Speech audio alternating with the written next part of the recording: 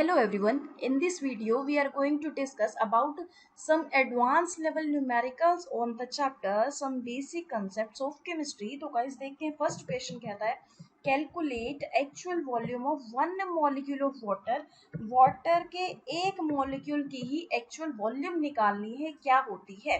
तो गाइस सिर्फ एक मॉलिक्यूल की वॉल्यूम निकालनी है और डेंसिटी ऑफ वाटर अपने को दी हुई है 1 ग्राम/ml। तो गाइस ये देखो जो भी डेटा दिया हुआ है ना, डेंसिटी ऑफ वाटर ये होता है mass of water divided by volume of water.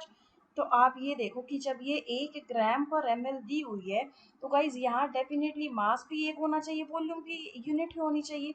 तो आप बोल सकते हो कि 1 ग्राम वाटर के करस्पॉन्डिंग 1 ml की ही वॉल्यूम है। मतलब आप ये बोल सकते हो कि 1 ग्राम वाटर ने 1 ml की ही वॉल्यूम ले रखी है। डेंसिटी का जो डेटा दिया हुआ है यहाँ से ये समझ में आता है। अब देखो एक मॉलिक्यूल वाटर की वॉल्यूम निकालनी है, वाटर की सिर्फ एक ही मॉलिक्यूल की वॉल्यूम निकालनी है। तो यहाँ देखो वाटर का मोलर मास होता है 18 ग्राम। तो गाइज 18 ग्राम वाटर में मोलर मास जब वाटर का होता है तो इस 18 ग्राम वाटर ने कितने मॉलिक्यूल ले रखे होंगे गाइस 6.022 इंटू 10⁻23 इतने मॉलिक्यूल ले रखे होंगे। तो गाइस लेकिन अपने को मास में नहीं चाहिए, अपने को मॉलिक्यूल और वॉल्यूम में रिलेशन चाहिए। जो क्वेश्चन दिया हुआ है ना कि एक मॉलिक्यूल की वॉल्यूम बताओ, तो आपको मॉलिक्यूल और वॉल्यूम में रिलेशन चाहिए। यहाँ क्या हुआ है गाइस, मॉलिक्यूल और मास में रिलेशन आया हुआ है। तो अपने को यहाँ डेंसिटी से पता है कि जब 1 ग्राम वाटर 1 ml के बराबर है तो 18 ग्राम वाटर भी 18 ml के बराबर है। तो आप ऐसा लिख सकते हो 18 ग्राम वाटर या फिर 18 ml वाटर, ये इतनी वॉल्यूम इतने मॉलिक्यूल्स ने ऑक्यूपाई कर रखी है। या तो डायरेक्ट लिख सकते हो 6.022 इंटू 10⁻23 मॉलिक्यूल्स ने, वाटर के मॉलिक्यूल्स ने 18 ml की वॉल्यूम ऑक्यूपाई कर रखी है। तो वो तो कहते हैं आप सिर्फ एक मॉलिक्यूल की ही वॉल्यूम बताओ।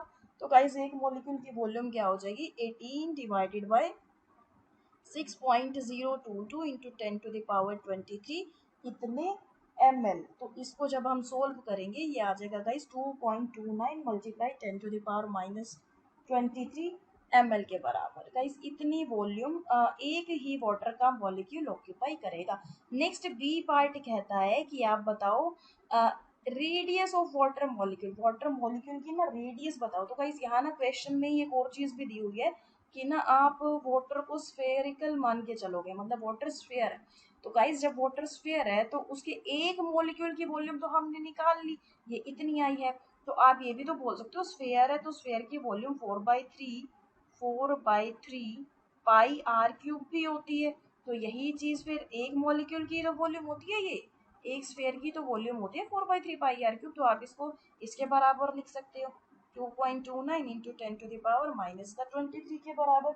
यहाँ से गाइज आप आर क्यूब निकालोगे तो आर क्यूब की वैल्यू क्या आ जाएगी 2.29 इंटू 10⁻23 मल्टीप्लाई 3/4 और यहाँ आ जाएगा गाइज 22/7 इस तरीके से आ जाएगा।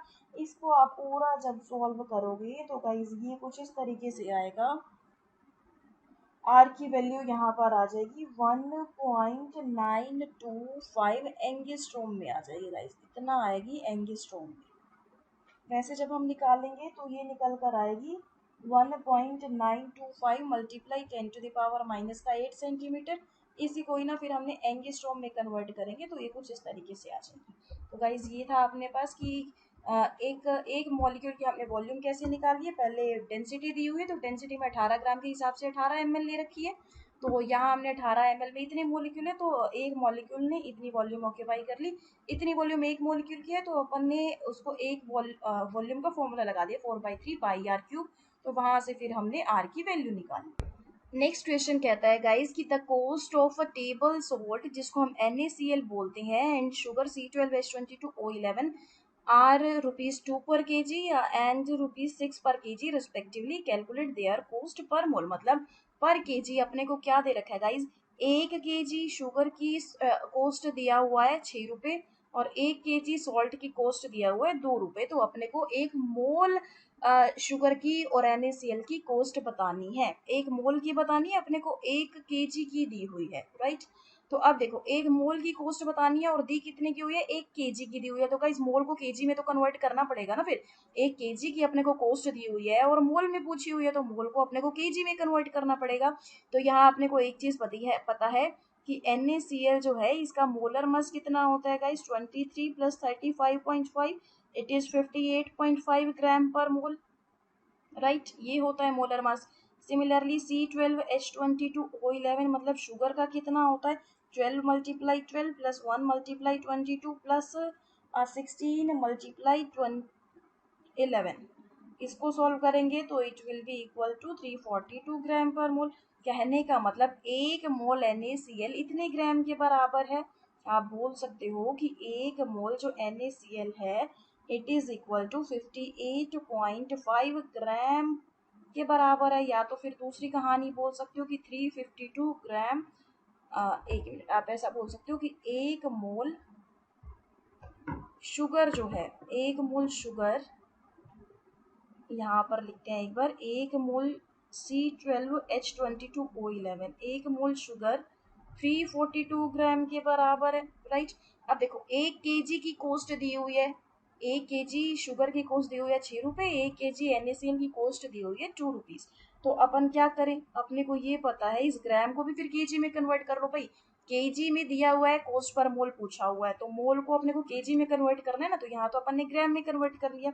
तो आप ये बोल सकते हो 58.5 ग्राम को केजी में कन्वर्ट करेंगे तो माइनस का 3 kg, इतना NaCl प्रेजेंट है 1 मोल में, 1 मोल में इतना NaCl प्रेजेंट है, राइट। ऐसे ही आप बोल सकते हो यहाँ पे कि 342 ग्राम मतलब कि इतने kg C12H22O11 ये प्रेजेंट है गाइज 1 मोल शुगर के अंदर। अब देखो इतने kg 1 मोल के अंदर, अब कॉस्ट पर मोल निकालनी है तो कहने का मतलब अपने को इतने kg NaCl की कॉस्ट निकालनी, क्योंकि यही 1 मोल के बराबर है। और यहाँ पर भी ये जो है this amount of kg equal to 1 mole, मतलब अपने को इतने kg की ही कॉस्ट निकालनी है। अब अपने को पता है गाइस कि 1 kg जो NaCl है वो अपने को मिल रहा है 2 रुपए में, 1 kg NaCl 2 रुपए में मिल रहा है। और यहाँ पर क्या गिवन है कि 1 kg शुगर C12H22O11 ये कितने ये है 6 रुपीज का। तो यहाँ पर 1 मोल मतलब कि इतने kg NaCl कितने रुपीज के हो जाएंगे, इतने kg NaCl फिर कितने रुपीज के हो जाएंगे गाइस, ये हो जाएगा 2 × 58.5 ×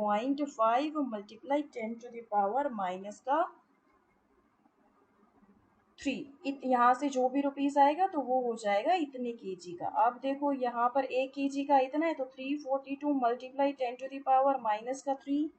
10⁻³ शुगर कितने रुपए में मिलेगी, दिस 342 × 10⁻³ मतलब इतनी सारी kg शुगर इतने रुपए में अपने को मिल जाएगी।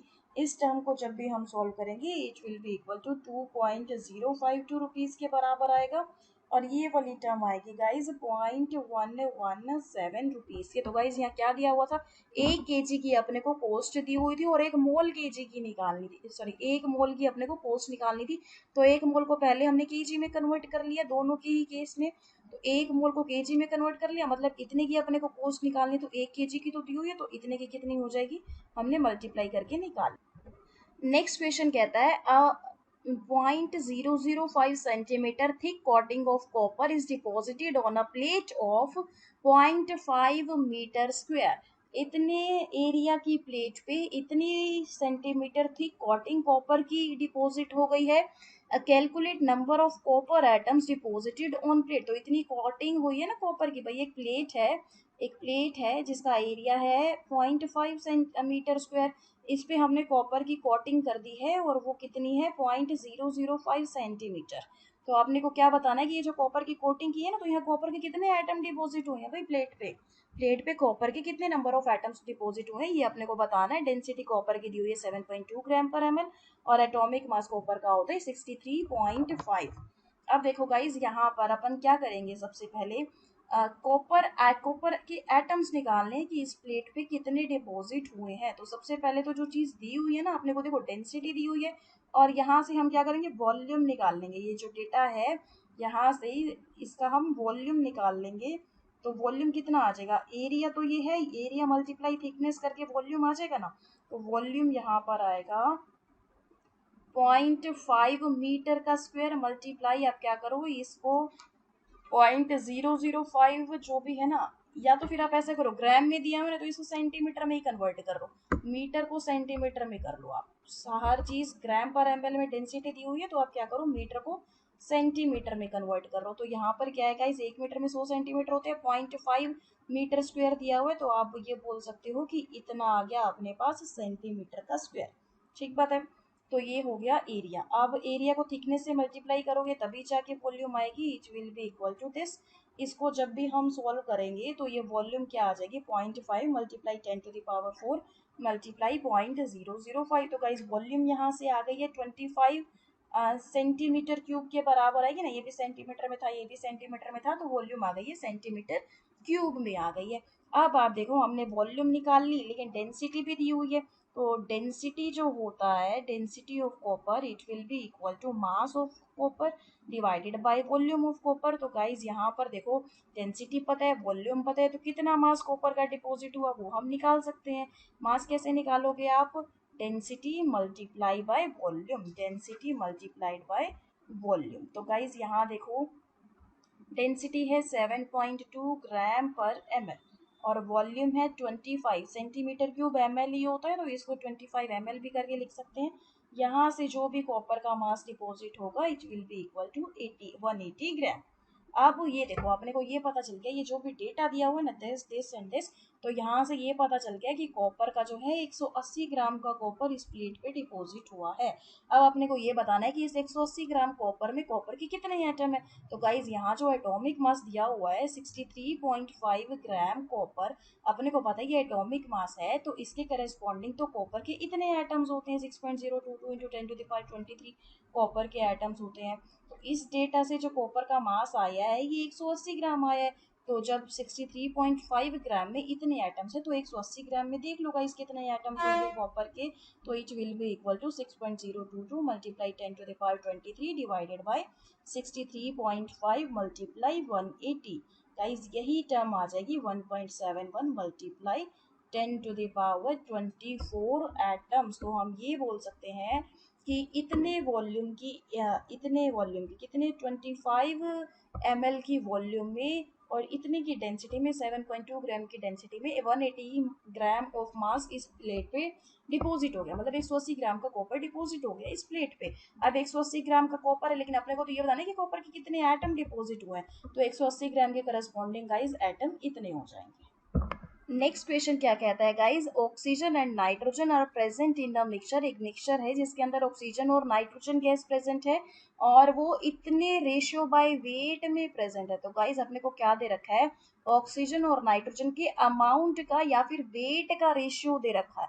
ऑक्सीजन और नाइट्रोजन के वेट का रेशियो दे रखा है और अपने को रेशियो निकालना है इनके मॉलिक्यूल्स के बीच में, मतलब अपने को वेट और मॉलिक्यूल्स में रिलेशन चाहिए। क्या है फिर से देखो, वेट का, दोनों के वेट का रेशियो दिया हुआ है 1:4 और अपने को रेशियो निकालना है बिटवीन देयर मॉलिक्यूल्स। तो गाइज इसको कैसे सॉल्व करेंगे, अपने को ना वेट से मॉलिक्यूल निकालना है, तो ये भी हम निकाल लेंगे, कोई दिक्कत नहीं है। सपोज करो हमने ना यहाँ पर अपने आप ही सपोज कर लिया कि जो मिक्सचर है ना, वेट ऑफ मिक्सचर जो भी है, मिक्सचर का वेट आप सपोज कर लो कि ये W ग्राम है, मिक्सचर का वेट W ग्राम हमने सपोज कर लिया, क्योंकि देखो ये रेशियो में अमाउंट दिया हुआ है।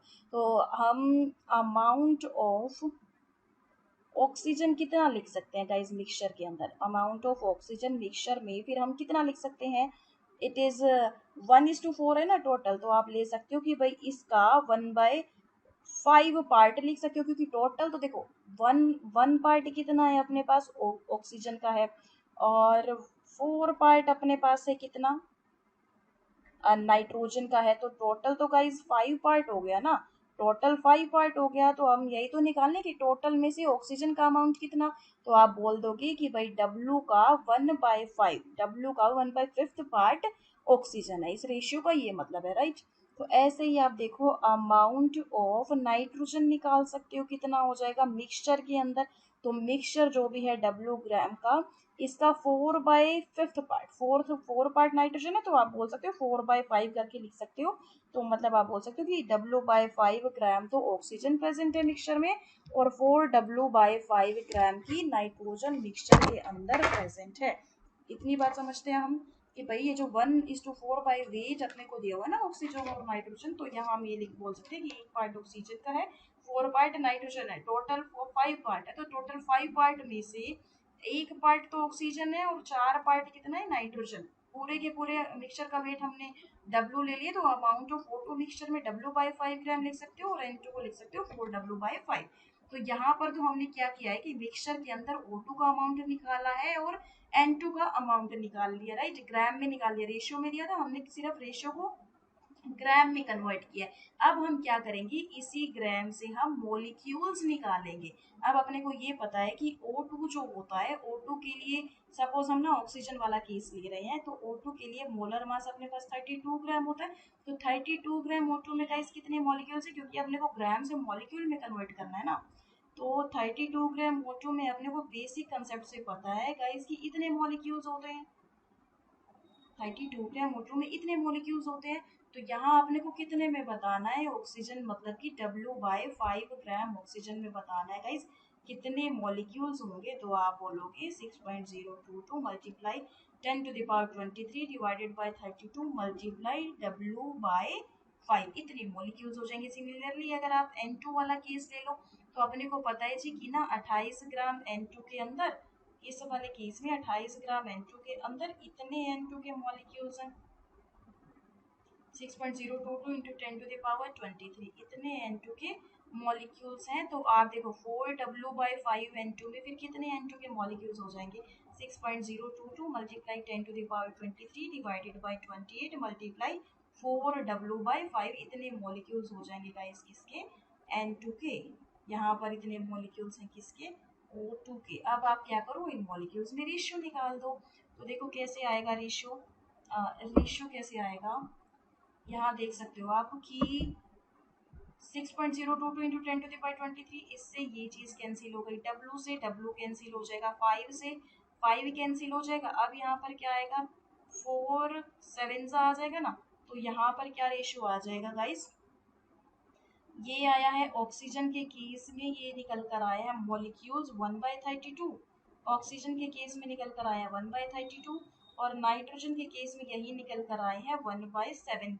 तो O2 और नाइट्रोजन के मॉलिक्यूल्स का रेशियो कितना निकल कर आएगा, ये आ जाएगा 7:32, इतना आ जाएगा गाइस मॉलिक्यूल का रेशियो। तो अपने को इस क्वेश्चन में क्या गिवन था कि ऑक्सीजन और नाइट्रोजन एक मिक्सचर में प्रेजेंट है, और उनका ना वेट गिवन था, अपने को उनका वेट गिवन था, और अपने को वेट का रेशियो गिवन था, और अपने को क्या करना था, इनके मोलिक्यूल में रेशियो निकालना था। तो वेट का रेशियो गिवन है, हमने पहले क्या किया, उस रेशियो से इनका ग्राम में निकाल लिया, अमाउंट निकाल लिया ग्राम में, रेशियो से हमने अमाउंट को ग्राम में निकाल लिया। अब ग्राम को हम मॉलिक्यूल में मोल कंसेप्ट से सोल्व कर सकते हैं, ग्राम को मॉलिक्यूल में कन्वर्ट कर लिया, और यहाँ से O2 और N2 का रेशियो आ गया गाइस 7:32, राइट। नेक्स्ट क्वेश्चन देखते हैं।